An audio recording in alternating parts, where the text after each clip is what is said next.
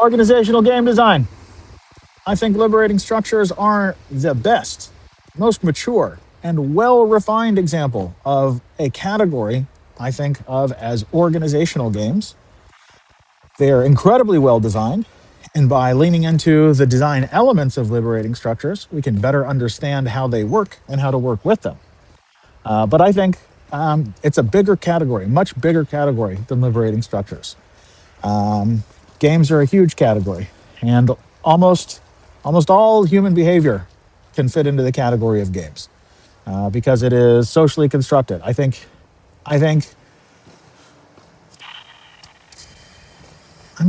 the modernists were totally fucking wrong, completely wrong, and unfortunately, the postmodernists were right. But tried to throw the baby out with the bathwater. So the metamodern is the vibe, and so if all human behavior is socially constructed and it's all about power and bullshit, how do we distribute that power and like clear away that bullshit so that we can make good games? And I think the frame of reference that is games and game design offers us a window in to do that stuff. I apologize for the background noise. I'm out here walking Willow, and as anybody knows, walking Willow is a daily part of my life. So it's a daily part of your life right now, nerds. Deal with it. So I got this deck of cards, and I'm gonna try and run you nerds through it. I have tried several times to sit down and write a field guide about how these things work. I've tried several times to write at length about liberating structures. It's always terrible. It's just, it's just like this dry technical field manual that is just bleh. So if you haven't noticed, like talking about the rambling about these things on YouTube is kind of my vibe. So I'm just going to stick with that. Maybe I could pull out the text and have, Kathy or Claude, turn that into a doc for me. Um, or maybe one of you nerds can do it too. How about that? How about one of you nerds do that part? So that is clearly not my job. All right, where do we start? We start at the top. So, like what did I say? We got four colors, um, two card types in each color. How does that work? So, first and foremost, we start off with the metagame. The metagame is the games that help you figure out which game to deploy. And the first category of that is the situational assessment, the dark green cards. Those are about, of course, assessing your situation, figuring out what your organization game, the game you want to design, what does it need to do? What like what's your goals? What direction is it move? Do you need it to move into? Um, so there's a whole bunch of cards for that. There's a whole bunch of cards for designing and deploying. Um, Again, state of the art, the representative card for situational assessment is this, what I call it, the design brief. Um, Design brief was battle tested and hardened in the Wise Crowd's design call. I don't know if you nerds ever went to that. For like 2 years, I hosted a weekly design consultation call. I'm trying to reboot it, but into a different form. So stay tuned. But anyway, in that Wise Crowd's design call, I and whoever the hell showed up consulted on something like 200 different help requests. And so, in that process of fielding a lot of help requests, I came down with this design brief. It really rhymes with purpose to practice a lot, but not exactly, which pisses me off to no end. I would love to synthesize and harden those into one thing, but it hasn't worked out yet. So here's the TLDR on the design brief. So P's, sticking with the motif of P's. The most important thing when receiving a help request and understanding what you want your organization game to do is place. What is your context? What is your arena that your agent finds itself in? And while this is a really important question, I'm not even sure if this is a min spec question. The question around problem, you can get away without it, but it's so much better with it, like understanding the problem space that you're responding to. That's the whole point of this design brief. is to understand that problem space, but to be explicit about what the problem is also helps. And so the question there is like, what's the tension driving change? What are you responding to? What's pushing you in the strategy not working toolkit? That would be what is happening around you that requires creative change. Like it's also in like what's the baseline? Where are you starting actually? So, but what's the problem? Like what are we responding to? Why are we redesigning things? Why don't we just let sleeping dogs lie? I mean, somebody's gonna definitely ask you, hey, well, rather than try this new thing that you've dreamt up, why don't we just leave it the way it is? And you want to know exactly why leaving it the way it is a horrible idea. So, and then once you know what your problem you're trying to solve, then we can talk about what's our purpose. What are we actually trying to do? What would be our if you think about the what is it, the Toyota Kata, that is your definition of awesome. This is like your ideal state. Where are you trying to get to? Where are you trying to go? I don't think you need to go so huge, but I would also make an argument of like leaning into the hyperstitional speculative fiction that is having a very clear daydream of your head in your head of the ideal state that you would like to navigate to, because it's only by imagining it that you open up that possibility space. You open up the avenue, the lane, the light cone of its realization. Like it's pretty improbable that you get there at all. It's even more improbable that you get there without having dreamt of it first. Like that's how humaning works. Deal with it. Um, and then, of course, we got to know something about our participants. Who are we interfacing with? If we're going to design an intervention, we're going to design a game. Who are our players? Players is so much of a better word, but um, it's too playful, actually. Un- Unironically, players is a much better word, much better meme, but too playful. Anyway, we got to know who our participants are, critical factors around participants. Nerds that have played around with sociocracy and S3 will know you have the nerds that have influence and power. You have the nerds who have expertise in your advice process. You have the nerds who will be affected. Those can be the users of your end of your game. Those can be the nerds who are are going to be playing your game, who are going to implement your game.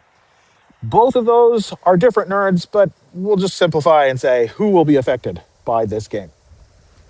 So they should probably be involved in the consideration and certainly in the play. I mean, maybe they're not designers, maybe they don't give a crap about the game you're designing, but if you want them to play, like you will want them to play. Like that's just it. That's the whole point of the game, is to be played. Otherwise, we just design in daydreams, castles in the skies, getting lost in abstraction. Fuck all that. And there's practical constraints. There's practical is so much a better word. I played around with a lot of P's trying to get to practical. I played around with parameters. I played around with I don't know. Practical is good. Anyway, these are your constraints, right? And like Dave Snowden talks about how there are different types of constraints. There are fixed constraints in your clear and complicated domains. There are governing constraints, I think, in your. No, I think that's governing constraints are in complicated, right? Anyway, there's governing constraints, and then there are enabling constraints in your complex domain, right? And I think that is really hard to explain. I mean, I get it. I grok it pretty good through practice mostly, but still really tricky to get out of your mouth. So let's just talk about that in terms of like boundaries, levers, and resources. So your fixed constraints, those are boundaries, those are walls, those are, you know, landscape items. Your governing constraints, well, those are your levers, your switches, your knobs, your gears, you know. You can draw causal loop diagrams about that crap. And there are enabling constraints. Those are resources, right? That's you know, that's what that that's what enables. Sorry for the redundancy, but it's just the right word. That's what enables things to happen and take the form and shape they do. Gravity, enabling constraint. Anyway, there's practical stuff. There's constraints. Got to have a map of those constraints. That often looks like deadlines. That often looks like cadences. That often looks like availability windows, right? So document that stuff. So anyway, looking at your place, your problem, your purpose, your participants, and your practicals, you can have a good idea about the context that your game is going to be enmeshed in. Newsflash, nerds, it's context specific, absolutely everywhere. The reason the modernists fucked up is they thought there were like generally applicable rules, and like they thought that there was a proper diet for humans to eat. Turns out no proper diet. Turns out every person has a different microbiome, and you got to feed those little. I want to say nasties, but they're not nasty. Like you need them. Like you have to feed them what they want, and then you'll be healthy and free of inflammation. But that's specific. That's a personalized diet. That's not a, oh yeah, here's the food pyramid, just follow that and everything's fine. No, turns out no, actually no. So yeah, that is the design brief, the situational assessment. The flip side of the metagame, I asked Chatty or Claude to dream up a cute acronym. I didn't put it anywhere in the deck, but I think it's really cute. And they came up with Saga. And this is your set and setting, right? So what's your setting? And like, what are you setting up? What is the set of your game? And for that, you need the design storyboard. I'm going to tell you, of all the liberating structures, I spend more time in the design storyboard. Why do you think I'm putting design in everything? The design brief, the design storyboard, the organizational game design, the liberating structures design system. Like every time I try and label something, it's about design. So the design storyboard is my alpha and my omega. It is my most frequently used liberating structure. And I think that's for good reason, because they help me to design and deploy. They help me organize my intervention into that context. Newsflash, organization is the whole thing. So what we're trying to do is create syntropic flows. Everybody knows about entropy. Everybody gets the vibe of Moloch. Maybe not everybody does. So entropy, the second law of thermodynamics, that in an open system, closed system? Which one is it? In one of these systems, there is a tendency of things to get more and more messy as time goes by. Like the heat death of the universe, right? Maybe you heard about that shit. Everything just gets spread out, a little more dysfunctional, a little less able to do stuff. The water flows downhill. When it flows downhill, the potential energy dissipates. And as it dissipates, like it can do fewer things, right? The water held high on the landscape can turn a water wheel. It can flow through a lot of different organisms and life forms. But once it flows all the way down out to the sea, different, like all that other stuff, no longer possible. For sure, different things possible to do in the sea, but that whole category, that whole possibility space, just gone. No longer up for grabs. No, no longer there. So syntropy is really about creating the space of that maximum possibility and maintaining that order and actually expanding that order. When we can hold that line, we can get more possibilities. So syntropy, on the flip side, is the phenomenon of when you hold the water high on the landscape, high in the drainage, as Paul Kraffel would say. When I hold the water high in the drainage, it is possible for it to flow through many different surfaces, to touch many different, to be a part of many different organisms along that way when it moves slowly. And actually, when you do that properly, when you do that maximally, you get cloud formation. You get the biotic pump where the trees spore clouds and create rain. So keeping the water high up on the landscape not only makes more things possible as it can slowly move down, but it actually increases the possibility space by creating more rain than there would have been had there been less vegetation, less water. The vegetation is literally like the the cellulose, nature, Gaia, holding the water high in the landscape, high in the drainage, in order to expand the possibility space for more life. Thus, we get clouds, blah, blah, blah. Anyway, I'm rambling. That is the notion of syntropy. We can create structures that become more organized and more ordered with time. That's the point of organization. That is humans taking up their mantle as the custodial species and becoming stewards of the earth, turning the planet back into the Garden of Eden. We can do that. It was not, it was like, if you want to talk about God, that was us. It's like, that was us in the maximal expression of life and being a real, like humans as a part of all of life. We can make that shit even doper. So, I'm really explicating hard, I notice. Fuck.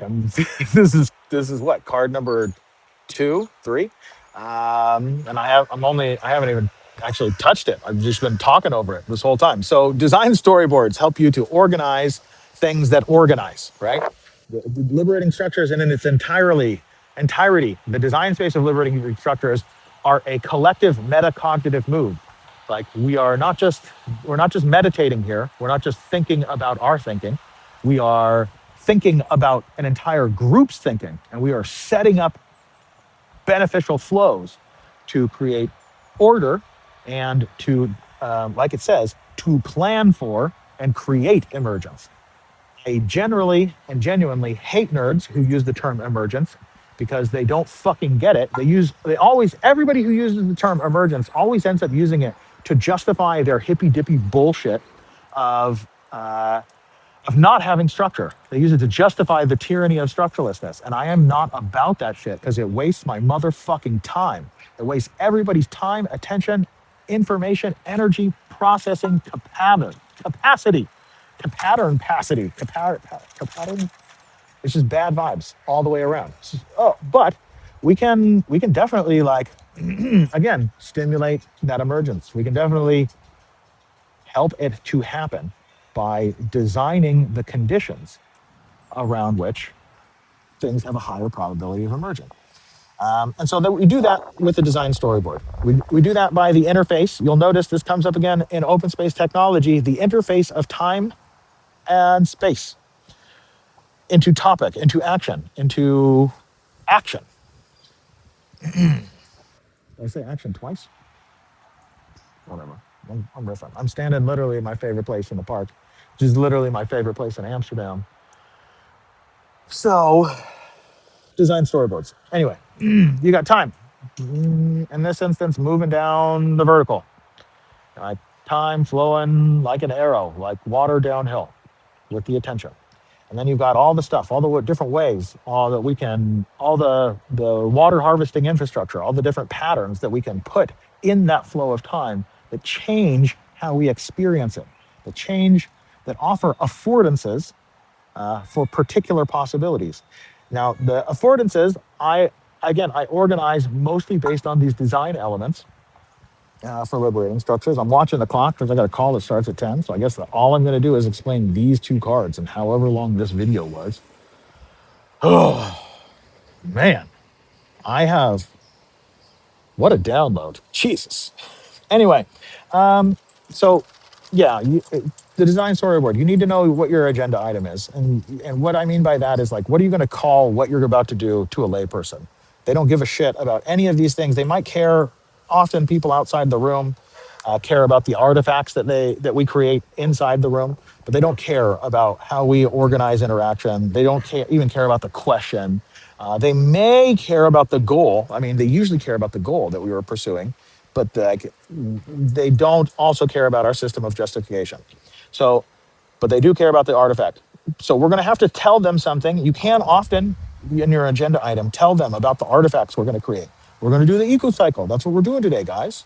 But often this is going to look like something like really vanilla that like a person who has no idea about all this other crap can make sense of and can comprehend it.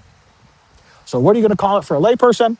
And what's the goal of that step in the process? What are we hoping to accomplish? Again, going back to the design brief, I think the whole design brief jams into that slot of the goal space. And the design storyboard is really about the invitation, the question that we put at the center of the conversation that helps us guide and steer the conversation in a particular direction. Um, the interaction pattern, which is around roles, how participation is distributed, as well as time, space, and steps. Excuse me. Cops rolling through the park. Don't like that. I'm walking my dog without a leash. But guess what? Everybody's walking their dog without a leash, so deal with it. I still make me paranoid. Anyway, and artifacts, materials, and space. Maps, like EcoCycle, and traces, like simple ethnography, like 2510 crowdsourcing, like what I need from you. They create traces, not just agreements, but traces so that we can see and sense the system. So that's the design storyboard. And then why? Why did you pick these elements? Why did you design this game in this way? What's your system of justification? So this is what we were doing. This is what our goal was accomplished. How do these things line up and give us a coherent, like slam dunk into achieving that goal?